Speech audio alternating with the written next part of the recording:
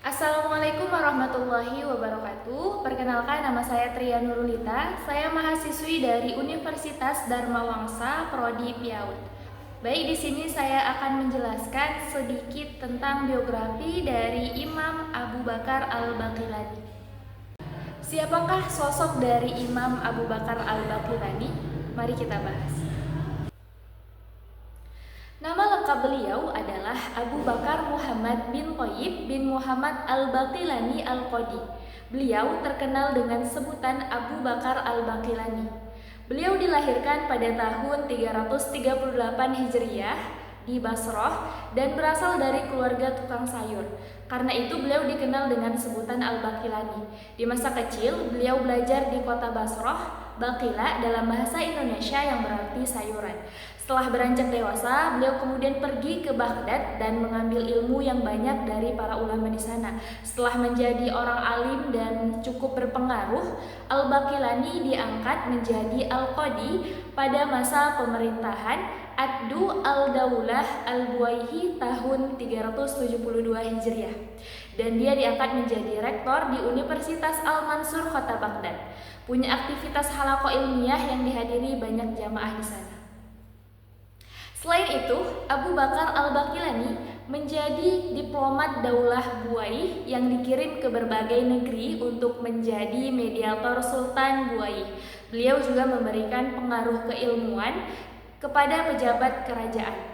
Putra Ad-Du Ad-Daulah merupakan murid setia Al-Baqillani. Bahkan Ad-Du Al-Daulah sendiri merupakan orang yang berpaham Mu'tazilah. Dengan dakwah yang halus dari Al-Baqillani, Ad-Du Ad-Daulah dan seluruh anggota keluarga kerajaan menjadi berpaham akidah Asy'ariyah. Ulama dengan keistiqomahan yang tinggi, Abu Bakar Al-Baqillani punya kebiasaan sholat malam sebanyak 20 rakaat. Ia tidak meninggalkannya baik saat di rumah maupun dalam perjalanan. Dan setelah sholat, ia istiqomah menulis 30 lembar dan semuanya berasal dari hafalannya. Selesai sholat fajar, ia mengajarkan hasil tulisannya kepada murid-muridnya dan ia memerintahkan mereka untuk membacakan hasil tulisan tersebut. Dari situlah beliau menuliskan tambahan sebagai hasil koreksi. Al-Baqillani merupakan orang yang warok dan berpegang teguh pada agama, tak ingin kegiatan ibadahnya diketahui oleh orang lain. Abu Hatim Mahmud Al-Qazwini berkata, kewaroan dan keteguhan agamanya jauh lebih banyak daripada yang tampak. Ia menampakkan sebagian kecil ibadahnya karena murka pada orang kafir dan ahli bid'ah dan tak ingin ulama ahlu sunnah diremehkan ibadahnya oleh mereka. Kisah tentang kejeniusannya, Abu Bakar Al-Baqillani merupakan ulama yang punya kecerdasan yang mengagumkan dan spontan. Dikisahkan suatu hari, Ad-Du Ad-Daulah mengirim Al-Baqillani sebagai duta kepada Raja Romawi.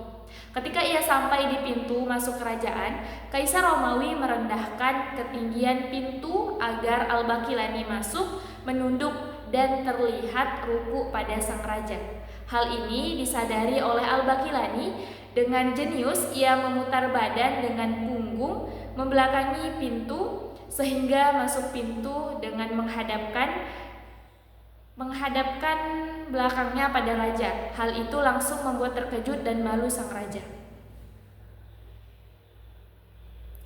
Setelah dipersilakan duduk, Al-Baqillani bertanya pada pendeta yang kebetulan berada di samping raja, "Bagaimana keadaanmu dan keadaan anak istrimu?"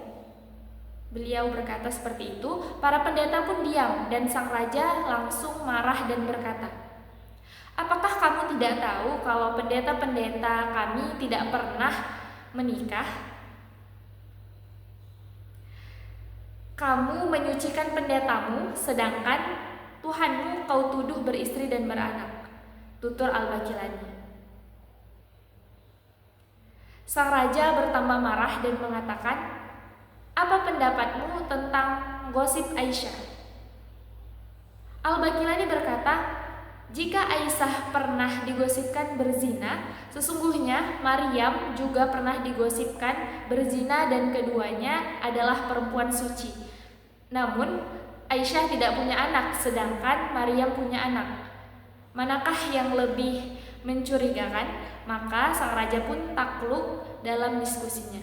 Al-Baqilani juga merupakan sosok ulama yang produktif dan kreatif. Namun kebanyakan karya dari Al-Baqilani hilang dan tidak sampai kepada kita. Menurut sebagian riwayat, ia telah menyusun 70.000 lembar halaman tentang pembelaan terhadap agama. Setiap malam ia berhasil menuangkan pikiran ke dalam tulisan sebanyak 35 lembar halaman. Kebanyakan karyanya menolak faham Rafidah, Mu'tazilah, Mujassimah dan aliran sesat lainnya. Karangan beliau yang terdokumentasikan tidak sampai 50 karya. Ada beberapa yang sudah dicetak, diantaranya Ijazul Quran, kitab pertama beliau yang diterbitkan dan paling tinggi nilainya. Kemudian ada At-Tahmid Firradi Alal Mulhidah wal Mu'tazilah wal Khawaris wal Mu'tazilah. Kemudian ada Al-Ibanah fil Ibtal Mazhab Alil Kufri wad Dalal. Ada juga Risalatul Hurah, Al-Bayan Bainal Mu'jizat wal Karomat wal Hiyal wal Kasanah wasiri wa Nairinjat, Al-Insaf dan masih banyak yang lainnya. Al-Baqilani di mata ulama lain punya reputasi baik di mata ulama-ulama. Banyak sanjungan yang dilontarkan para ulama besar pada beliau. Di antaranya Syekh Abdul Qasim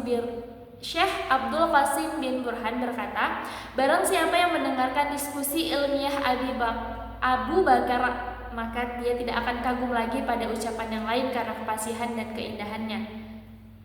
Ibnu Al-Ahdal berkata, Al-Baqilani merupakan orang yang warok, tak pernah didengar kesalahan maupun kekurangan tentangnya. Dalam dirinya dipenuhi ibadah, keteguhan pada agama, dan menjaga diri dari perbuatan yang buruk. Az-Zahabi berkomentar, Al-Baqilani adalah orang fiqh, menjadi pemimpin keilmuan dan sangat jenius.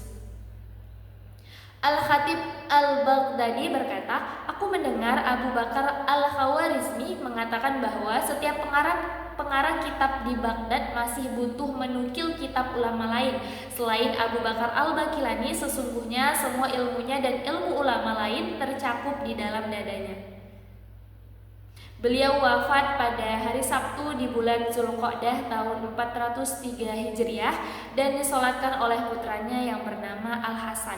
Kemudian disemayamkan di rumahnya sebelum akhirnya dipindah ke pemakaman Babhar di dekat persemayaman Imam Ahmad bin Hambal. Pusara Abu Bakar Al-Baqilani terbilang keramat, sering didatangi penziarah dan dibuat istighotsah untuk mendatangkan hujan saat kemarau panjang.